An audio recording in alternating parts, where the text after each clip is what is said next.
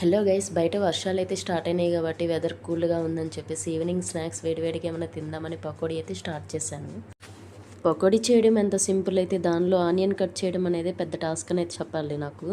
ఎందుకంటే ఇక్కడ నేను ఆనియన్స్ కట్ చేయడం అయితే స్టార్ట్ చేసినప్పటి నుంచి నాకు కళ్ళల్లో వాటర్ అయితే ఆగట్లేదు. అక్కడికిక్కడ వాటర్లో వేసి ఒక హాఫ్ అన్ అవర్ అయితే ఉంచాను. అయినా కానీ చావలేదన్నమాట దీని పొగరు. చింత చచ్చిన పులుపు చావలేదన్నట్టుగా ఉందన్నమాట. కోల్డ్ చేసింది ఫ్రెండ్స్, ఏమనుకోకండి వాయిస్ చేంజ్ అయింది. భరించండి నా వాయిస్ని. రోజు అదే కదా చేసేది మేము అంటారా?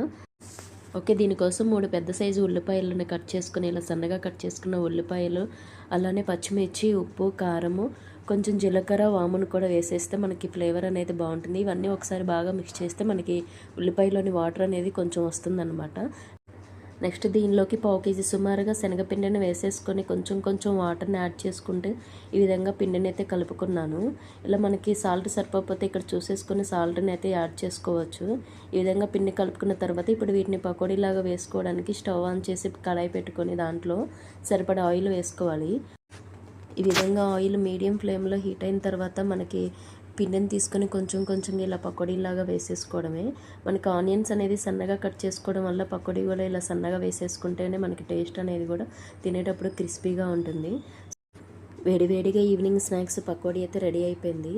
సో మీకు ఈ వీడియో ఎలా అనిపించిందో కమెంట్ చేయడం మర్చిపోకండి.